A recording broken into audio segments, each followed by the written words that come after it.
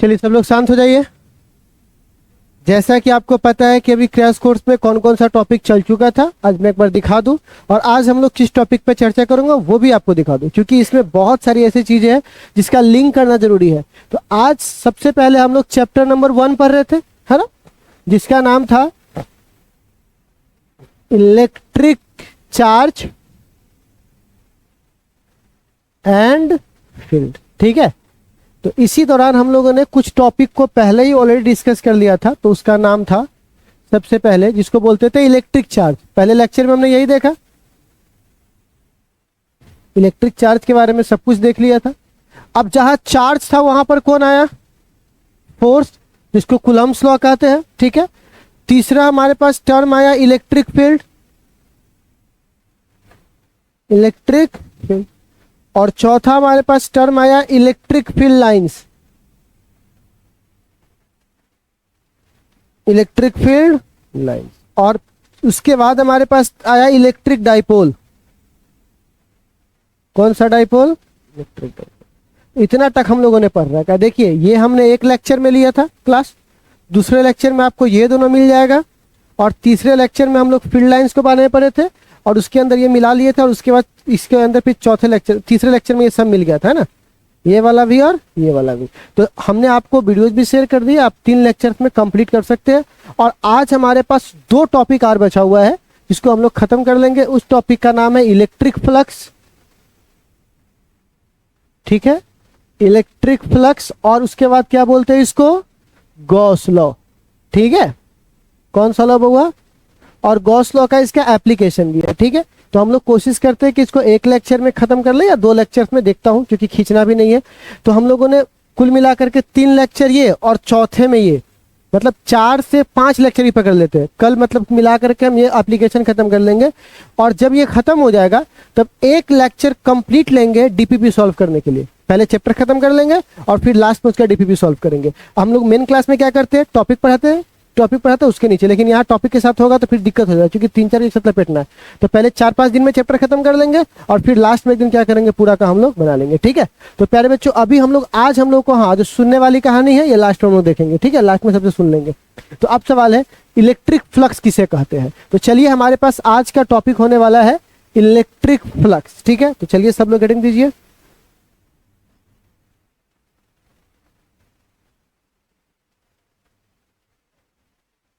आज है हमारे पास टॉपिक इलेक्ट्रिक फ्लक्स। हाँ, एक काम आप सब लोग करेंगे, आप लोग अभी मेन कॉपी में मत लिखिएगा, कॉपी के सबसे पीछे वाले पन्ना पर आप लोग लिखिएगा, जितना मैं जब बोलूंगा उतना लिखिएगा। ठीक है ना, बाद में मैं सिर्फ डेफिनेशन लिखवाने के बाद में आप उसको पैक कर लीजिएगा इसमें। ठीक है, तो आप लोग कभी कॉपी के पीछे वाले पन्ना पर लिखिएगा रफ के रूप में। ठीक है, तो सबसे पहली बात, इलेक्ट्रिक फ्लक्स आखिर क्या है? ठीक है, ये हमको जानना है। तो बहुत बेसिक सी बात बताता हूँ, ज्यादा लेक्चर इस पे नहीं दूंगा, मेन क्लास होता तो बहुत लेक्चर देते हैं, बट अभी छोड़ दीजिए। तो मैं क्या कर रहा हूँ, इलेक्ट्रिक फ्लक्स क्या है? तो आप ऐसा समझिए कि मान के चलिए कि यहां पर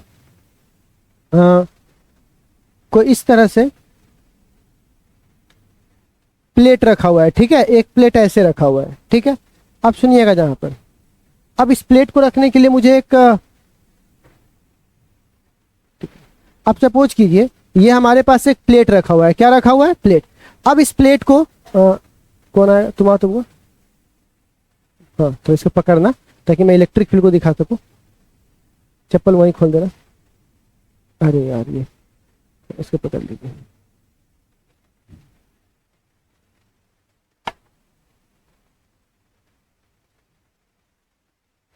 अब देखो,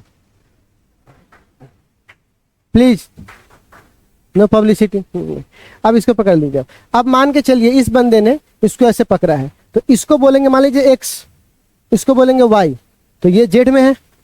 इसका एरिया वेक्टर, इसका एरिया, और एरिया वेक्टर होता है लंबाई गुने चौड़ाई, मतलब इधर की ओर। तो बताइए इसका एरिया वेक्टर किधर की ओर है?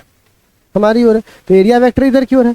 अब सपोज कीजिए कि यहां से कोई लाइन गुजर रहा है। ठीक है, तो यहां से एक लाइन गुजरा है ऐसे, 1 2 3, कितने लाइन गुजरे यहाँ पर? 3। ठीक है ना, अब एक और गुजार देते हैं यहाँ पे, मान के चलिए 4 और एक गुजरा 5। ठीक है ना, कितने लाइन गुजर रहे हैं? 5। अब मैं इसको क्या करूँ, थोड़ा सा टेढ़ा कर दे रहा हूँ। ठीक है, अब आप थोड़ा सा इधर आ जाइए तो। ठीक है, जब तक मैं इस लाइन को, कॉपी को उठाइए हल्का सा। ठीक है ना, इसको ऐसे था शुरुआत में, अब हमने क्या किया, इसको थोड़ा सा टेढ़ा कर दिया। तो अब देखिए अगर मैं इसको हल्का सा ऐसे कर दूंगा तो अब देखिए ये लाइन ऐसे गुजर गया, ये लाइन भी यहां से ऐसे गुजर गया, बट ये लाइन यहां से गुजरा, ठीक है, ये लाइन भी यहां से गुजरा, ठीक है, और ये लाइन भी ऊपर से ऐसे मान के चलिए यहां से ऐसे ये भी गुजरा मान के चलिए, ठीक है ना, इस तरह से ये गुजर रहा है। अब एक बात बताइए, जब ये सीधा था तो कितने लाइन गुजर रहे थे यहां से, 5। जब ये टेढ़ा हुआ तो लाइन गुजरने की संख्या कम हो गई। अब अगर मैं इसको पूरा ऐसे कर दूं, सीधा कर दूं, तो अब अगर मैं इसको पूरा यहां पर ऐसे सीधा कर दूंगा तो अब सबसे कम लाइन गुजरेगा, ठीक है। तो अब यहां पे कहा जाता है सबसे ज्यादा लाइन कहां से गुजर रहा है, पहले वाले में, फिर किससे, फिर किससे, तो फ्लक्स कहता है कि हमारे दिए गए एरिया से जितना लाइन गुजर जाएगा उसी क्वांटिटी को जो बता देगा उसी को हम लोग क्या बोलेंगे, तो इसको बोल सकते हैं the number of electric field line passing through given area, number of electric field line passing through और परपेंडिकुलरली, आपको पता है ना इलेक्ट्रिक फील्ड लाइन परपेंडिकुलर होता है सरफेस पर, ठीक है ना, परपेंडिकुलरली उसी को हम लोग क्या बोलेंगे बउआ, तो इसको क्या बोलेंगे, the number of electric field lines, क्या बोलेंगे बउआ, पासिंग थ्रू, कहां से पास करें, गिवन एरिया, कहां से पास करें, और परपेंडिकुलरली या नॉर्मली, दोनों में से कोई एक शब्द बोलिएगा, या तो परपेंडिकुलरली बोले या तो क्या कहलाएगा बउआ, फिर से बोल दीजिए, the number of electric field lines passing through given area normally is called, फिर से बोलिए, electric field lines passing through given area normally is called, लिख सकते हैं, चलिए लिख के लिखवाते, लिखिए तो, लिखिए तो, लिखिए, the number of electric field lines, the number of electric field lines, the number of electric field lines, the number of electric field lines passing through given area, given area normally is called क्या कहलाएगा, is called electric flux, क्या कहलाएगा बुआ, electric flux. आप सुनिएगा, flux को denote किससे करते हैं, फाई से, तो लिख लीजिएगा it is denoted by phi, it is denoted by phi, किससे डिनोट करते हैं, फाई से। अब देखो तो फाई का फॉर्मूला खाली देखना है आप लोगों को, देखिए जितना ज्यादा इलेक्ट्रिक फील्ड लाइंस यहां से गुजरेगा उतना ज्यादा फ्लक्स होगा, तो इलेक्ट्रिक फील्ड ज्यादा होगा तो फ्लक्स भी क्या होगा, ज्यादा, तो ये किस पे डिपेंड कर रहा है बुआ, इलेक्ट्रिक फील्ड पर। अच्छा, और जितना बड़ा एरिया लेकर आओगे उतना ज्यादा वहां से लाइन गुजरेगा, जितना बड़ा टोपिया लेके आओगे उतना ज्यादा पानी लेके जाओगे, बेसिक सी बात है। तो यहां पर एरिया भी क्या होना चाहिए, ज्यादा, क्या होना चाहिए। और इलेक्ट्रिक फ्लक्स एक स्केलर क्वांटिटी है, कौन सा क्वांटिटी है, तो आपको पता है कि इस दुनिया में एंगल कितने प्रकार के होते हैं, ratio 6, sine cos tan cosec cot और सेक होते हैं, पर होते कितने प्रकार के, 3 तो ऐसे उल्टा होता है, तो उस 3 का कोई मतलब, तो बताइए दुनिया में एंगल कितने प्रकार के रेशियो है, गलत, 2, क्योंकि tan भी किससे मिलकर बना है, साइन, और उसका अपना कोई पहचान। तो आप बताइए दुनिया में एंगल, वेक्टर वाला ले लेता है साइन को, स्केलर वाला लेता है कॉस को, तो ये स्केलर है तो अपने साथ क्या रखेगा, कॉस, तो यहाँ पर क्या लग जाएगा, कॉस थीटा। एक तो ये उसका तरीका हुआ। अगर आप इसको और तरीकों से समझिएगा तो आप देखिए एरिया इधर है, एरिया अभी ना बोले तो कॉपी का एरिया इधर होगा, और इलेक्ट्रिक फील्ड भी इधर है, एरिया भी इधर है, इलेक्ट्रिक फील्ड भी किधर है, इधर है, तो बताइए थीटा बराबर कितना डिग्री है, 0 डिग्री। और यहाँ पर थीटा बराबर 90 होगा कि नहीं होगा, क्योंकि इसका एरिया ऊपर है और इलेक्ट्रिक फील्ड इधर है, तो एंगल कितना डिग्री, तो थीटा बराबर, कोई दिक्कत। यहां का फ्लक्स सबसे ज्यादा है कि नहीं, और यहां का फ्लक्स मिनिमम।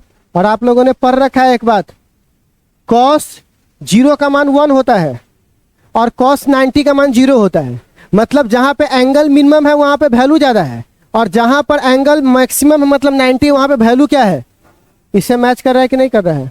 जहां पे एंगल कम वहां पे ये ज्यादा, और जहां पर ये ज्यादा वहां पर ये, तो इससे हम कह सकते हैं कि ये कॉस को फॉलो करता है, क्या ये साइन को फॉलो करेगा, क्योंकि साइन 90 यानी मैक्सिमम पे मैक्सिमम होता है, क्या ऐसा है यहाँ पर? तो इसीलिए कौन सा थीटा लगा दिया? बात समझ में आ गया? ये मत पूछना कॉस का है लगा दिए, ठीक है। तो अब फाई का फॉर्मूला हमारे सामने क्या हो गया? अब रुक जाइए, आप लोग अभी मत लिखिए। अब इट इज ए कौन सा quantity? Scalar quantity. It is a scalar quantity, ठीक है। अच्छा, उसके बाद इसका ऐसा यूनिट देखिए, इलेक्ट्रिक फील्ड का होता है न्यूटन पर कूलम। इलेक्ट्रिक फील्ड का क्या होता है? और एरिया का क्या होता है? Metre square. तो क्या हो जाएगा? न्यूटन पर कूलम गुने मीटर का स्क्वायर।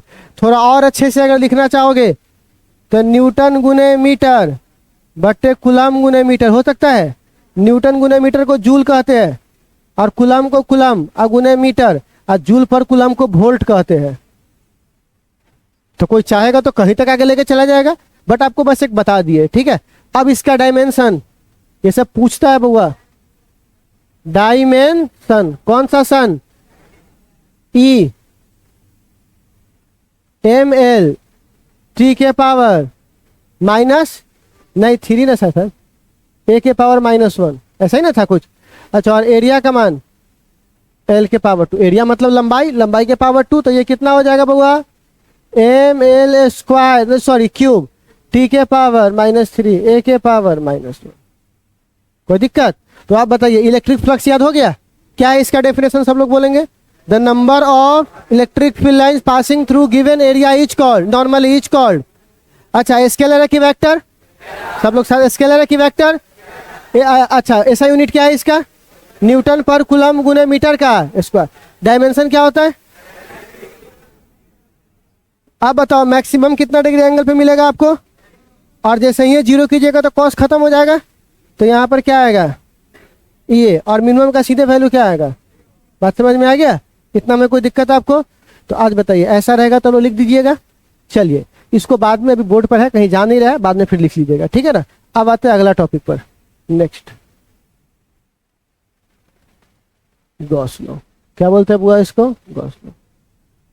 बड़ी ये सवाल पूछता है इस पर, ठीक है ना। अब आप कहिएगा 1 मिनट तक गॉस लॉ पर सवाल कैसे आता और ये क्या है। देखिए, गॉस ना कुछ नहीं था, इसे क्या किया था, ये कुछ नया चीज नहीं खोजा था। ये बोला था कि अगर तुम ये वाला जो रास्ता पकड़ रहे हो, ये काफी बड़ा रास्ता हो जाएगा आपके लिए, तो चलिए मैं आपको आसान रास्ता देता हूं। बस इतना ही काम किया। जैसे पहले क्या होता था, मोबाइल फोन, उतना छोड़िए, बल्ब छोड़ पे बॉल आता था, फ्यूज बड़ी ज्यादा होता था, बिजली बहुत ज्यादा खाता था, फिर एलईडी आया। तो इसका मतलब ये नहीं कि पहले बल्ब नहीं था, अभी सुविधा मिल गया है थोड़ा ज्यादा, बस और कुछ नहीं है। कोई खोज वोज नहीं किया है, खोज करना अलग बात है और उसको मॉडिफाई करना अलग बात। तो इसने क्या किया ना, इस पूरे चीज को अध्ययन करके इस पूरी बात को उन्होंने एक बात बोला कि अगर हमको इलेक्ट्रिक फ्लक्स निकालना है, कौन? गॉस साहब, तो एक प्रक्रिया कर सकते हैं। बोला क्या कर सकते हैं? तो बोला सबसे पहले सबसे आसान तरीका है क्या, कि इलेक्ट्रिक फ्लक्स बराबर होगा जो नेट चार्ज है उसको आप साइलेंट नोट से भाग दीजिए। साइलेंट नोट एक कांस्टेंट क्वांटिटी होता है, पता है ना, परमिटिविटी होता है ये, जिसकी वैल्यू होती है 8.10 के पावर कूलम्ब स्क्वायर। याद है? ये तो फिक्स क्वांटिटी हो गई, पहले भी रटवाए थे। तो बस चार्ज को इससे भाग दीजिए, निकल जाएगा मान। और ये कितना मुश्किल है, ई ए कॉस थीटा, और इसमें सिर्फ बोलता है चार्ज रखो वैल्यू निकाल लो। बोलता अब बोला कि अच्छा ये तो बहुत आसान लग रहा है। हर आसान चीज का ना कुछ कंडीशन होता है। बात समझ में आ रहा है? नकल के लिए भी अकल चाहिए, ठीक है। तो अब क्या है प्यारे बच्चों, कि इसमें ये बोला कि तुम ये चीज तभी लगा पाओगे जब ये क्लोज होना चाहिए। अब मेन बैच है तो बताते क्लोज क्यों होना चाहिए, क्योंकि अगर क्लोज नहीं रहेगा तो नंबर ऑफ लाइन कहां से गुजरेगा? बोलिए। तो ये कैसा होना चाहिए? क्लोज। और दूसरा, ये क्लोज जो है वो इमेजिनरी होना चाहिए। ये नहीं कि तुम सही में टोपिया बर्तन लाकर ढक दियो उसको, नहीं, मान लेना कि ऐसा होगा, ठीक है ना। इमेजिनरी है, इमेजिनरी क्लोज सरफेस, इसको गॉसियन सरफेस कहते हैं। क्या बोलते हैं बुआ?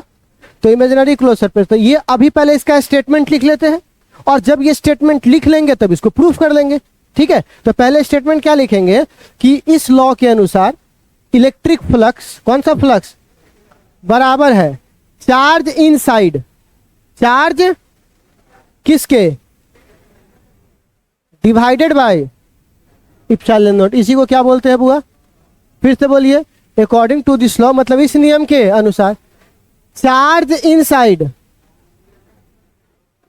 डिवाइडेड बाय, फिर से बोलिए, according to this law of electric flux is, formula से आपका बन जाएगा electric flux is equal to, किसके इक्वल है, चार्ज किसके अंदर, डिवाइडेड बाय क्या, क्या कहलाएगा, लिखिए तो,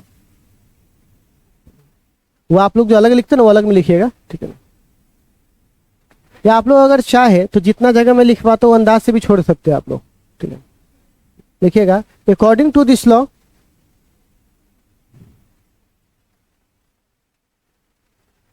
according to this law electric flux is equal to, according to this law electric flux is equal to, electric flux is equal to, according to this law electric flux is equal to charge placed inside, charge place inside, यहाँ total charge की बात कर रहा हूँ, charge place inside, कौन से inside में देखिए तो, imaginary close surface, charge place inside imaginary close surface, imaginary close surface, imaginary close surface divided by, imaginary close surface divided by epsilon not, divided by, ठीक है,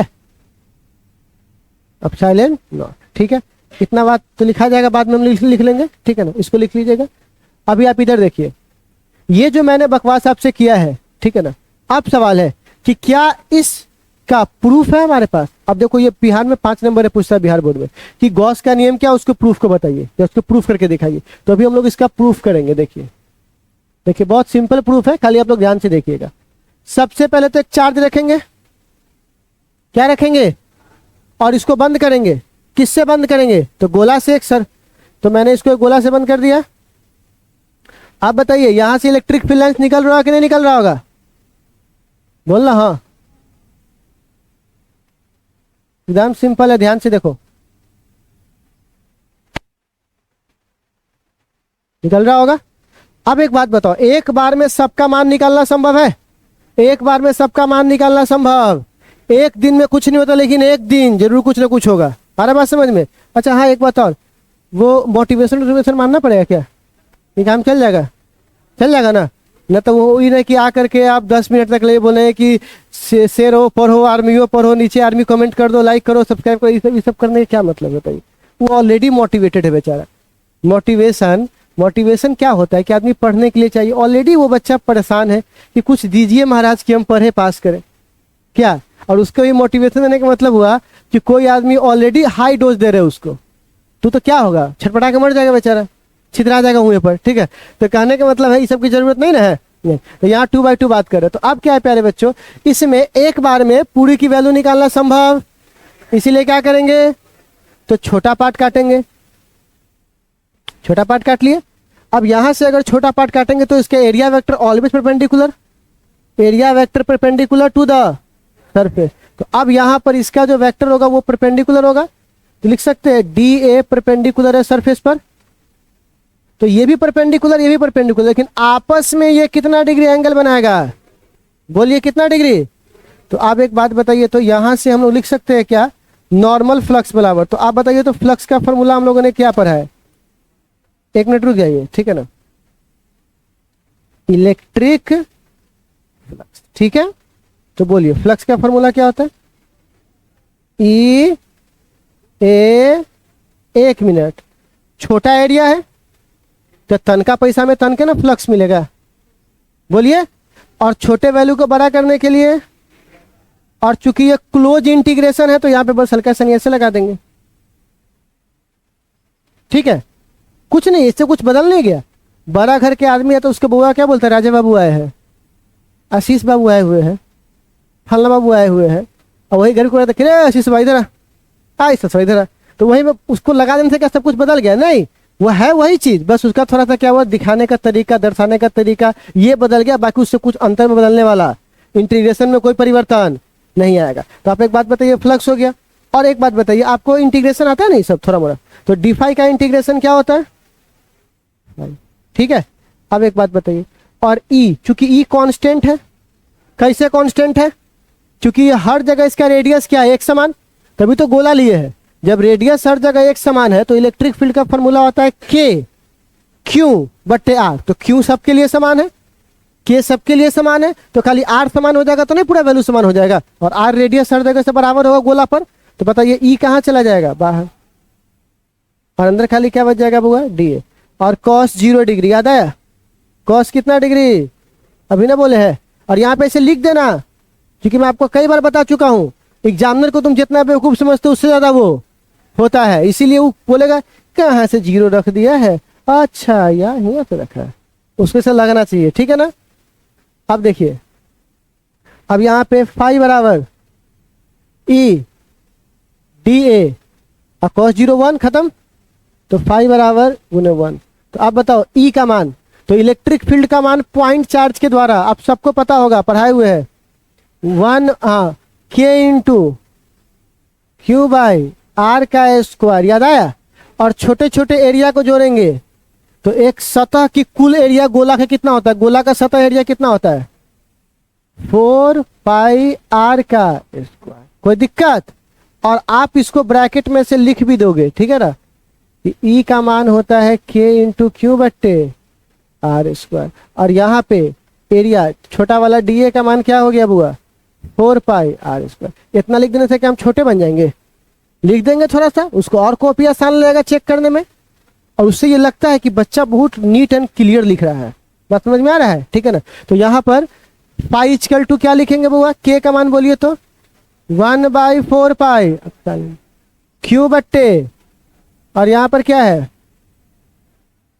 अच्छे लोग थे चले गए, अच्छे लोग थे, अब जो रह गए वो कौन रह गए, क्यू बट्टे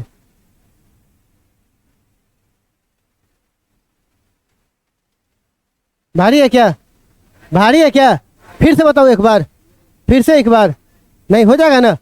कहीं कोई एक पॉइंट भी दिक्कत है तो चुपचाप इलेक्ट्रिक फ्लक्स का मान लिखे, कांस्टेंट को बाहर, और डी को क्या लिख दिए, के क्यू बटे आर स्क्वायर, एरिया को क्या लिखे 4 पाई आर स्क्वायर, वैल्यू रखे निकाल दिए, ठीक है।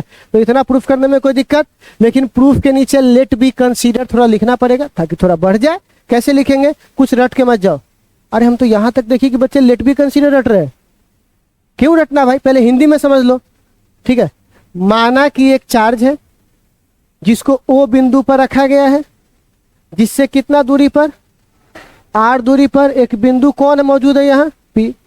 उतना बड़ा हमने मान करके एक गोला ले लिया, क्या ले लिया, और हमको अब क्या करना है वो, किसका मान निकालना है, फ्लक्स का। अब इसी बात को इंग्लिश में लिखेंगे, लेट बी कंसीडर, पहले सुन लेते हैं, let be consider taken a charge which place, जिसको रख देंगे, कहाँ रख देंगे, ओ पॉइंट पर, ठीक है ना। बी कंसीडर ए स्फीयर, हमने क्या लिया है, as a imaginary close surface, किसकी तरह हमने माना है उसको, ऑफ रेडियस, उसका रेडियस कितना है। अब क्या फर्क पड़ता है इसमें, आर घुस गया है कि विल घुस गया है कि एम घुस गया है कि इन घुस गया है, प्रीपोजिशन गलत है, कंजक्शन, कोई फर्क नहीं पड़ता सब इससे, ठीक है ना। एग्जाम को सिर्फ ये देखना है, लेट बी कंसीडर, गोला माना है, रेडियस आर है, बात खत्म, ठीक है, इतना ही देखना होता है, उतना डिटेलिंग उसकी जरूरत फिजिक्स में उतना नहीं है। तो इसलिए आप बहुत डर के मत जाइए कि अगर इस गड़बड़ हो जाएगा, हो जाएगा, क्या फर्क पड़ता है, ठीक है ना। तो सबके लिए मत दीजिए, तो ये आप लिख सकते हैं आप लोग, लेट बी कंसीडर। तो प्रूफ के नीचे लिखिए, तो लेट बी कंसीडर, प्रूफ के नीचे लिखिएगा, let be consider, let be consider,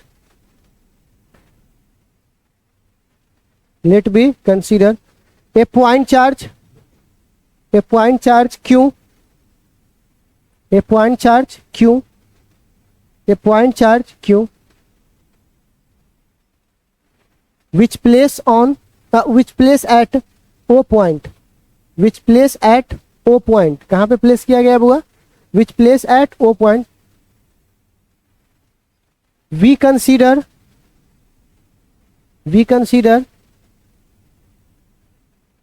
a sphere,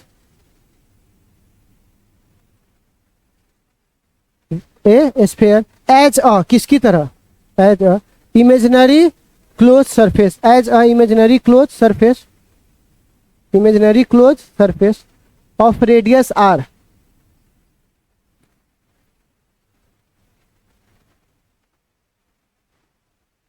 of radius r. कितना मानेंगे उसका रेडियस आर, कोई दिक्कत नहीं। तो इतना बात उसके बाद हम लोग प्रूफ कर लेंगे इसको, ठीक है। अब गॉस के नियम जब प्रूफ किए हैं, ठीक है ना बउआ, तो इसका एप्लीकेशन भी देखेंगे।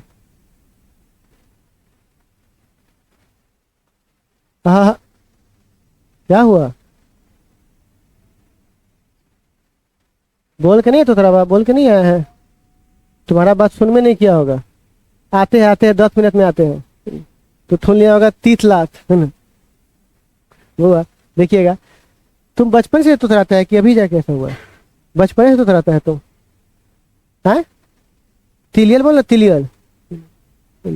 शर्मा रहा है, ओह शर्मा गए क्या? ठीक है बउआ। अब एप्लीकेशन में ये कितने प्रकार के एप्लीकेशन होंगे? 4-5 गो है, लेकिन हमारा काम का जो है बाकी सब ऑब्जेक्टिव में आता है, तो इसको यहीं पे लहरिया कट मार देंगे, ठीक है ना। सबसे पहला जो एप्लीकेशन है बउआ, इलेक्ट्रिक फील्ड निकालना है। एप्लीकेशन में हम लोग निकालेंगे, ठीक है ना, देखिएगा।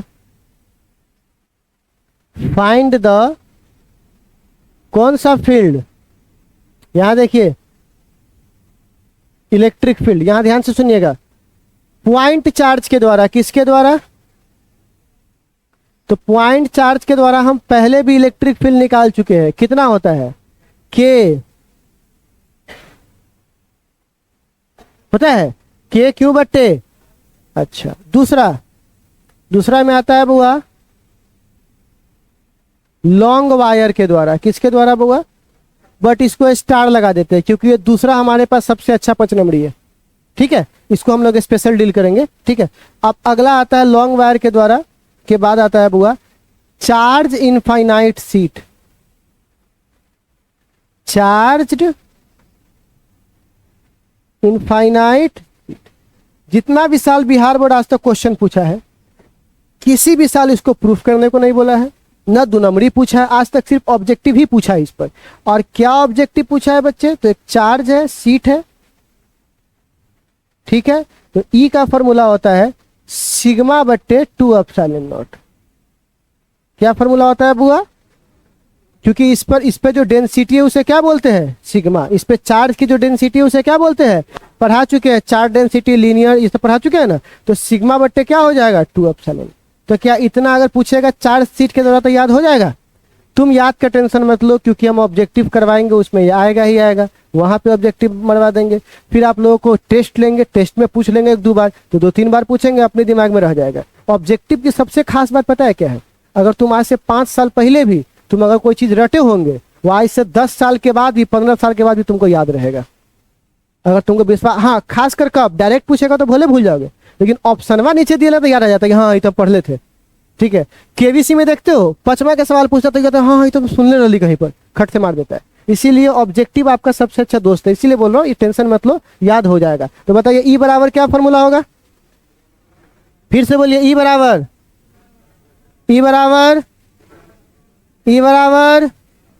याद हो जाएगा।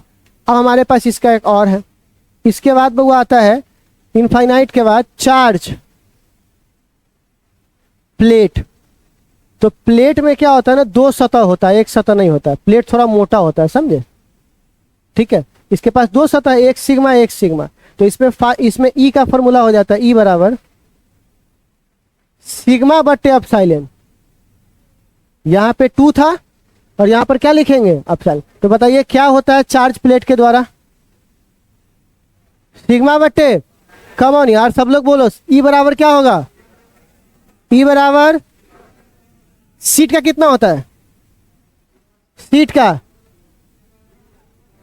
प्लेट का बोल, कंफ्यूज नहीं ना होगा? अच्छा, अब आता है बुआ स्फेयर कंडक्टर, ठीक है। तो स्फेयर कंडक्टर में देखिएगा 3 चीज होता है, अंदर, सतह पर, बाहर। तो जब ये बाहर चला गया ना, ई मतलब आउट बोलेंगे, आउट मतलब, तो बाहर, एक बात मैं आपको बताता हूं, ये घर है, किस शेप का है आपको नहीं पता है, लेकिन जब तुम इससे बाहर चले जाओगे तो पूरा आपके लिए दिखाई देगा, और दूर चले जाओगे तो ये घर तुमको पॉइंट दिखाई देगा। तो ये स्फीयर किसकी तरह दिखाई देगा? पॉइंट की तरह। तो जो पॉइंट का था इसका हो जाएगा, बोलिए तो क्या फॉर्मूला होगा? के क्यू बट्टे, अच्छा, और सतह पर रहेगा तो सरफेस पर, तो कुछ नहीं है, इसका रेडियस आर हो जाएगा, दूरी खाली बदल जाएगा, बाकी चार्जवा तो वही रहेगा। तो बताइए ई बराबर क्या होगा, के क्यू बट्टे, अब बउआ अंदर कोई चार्ज रहता है, सारा चार्ज कहाँ रहता है, तो जब अंदर कुछ हैवे चार्ज हैवे नहीं करे तो इन साइड क्या वैल्यू होगा, सो बताइए, इन साइड क्या होगा, जीरो। ये बहुत बार पूछा हुआ है क्वेश्चन, ठीक है, कि इलेक्ट्रिक फील्ड अंदर क्या होता है कंडक्टर के, तो क्या बोलिएगा, क्योंकि अंदर कोई चार्ज। तो आप बताइए, इतना बात आप लोगों को समझ में आया। इस पूरे एप्लीकेशन में सिर्फ हमको कौन सा पढ़ना है, कौन सा पढ़ना हम लोगों को, लॉन्ग वायर को अभी हम प्रूफ करवा देंगे, लेकिन पहले आप अभी समझ लीजिए एप्लीकेशन में सबसे पहले मैं आपसे पूछता हूं, पॉइंट चार्ज के द्वारा कितना होता है, पॉइंट चार्ज के द्वारा, सीट के द्वारा, सीट के द्वारा, सीट के द्वारा, प्लेट के द्वारा, प्लेट के द्वारा, स्फेयर के द्वारा आउटसाइड,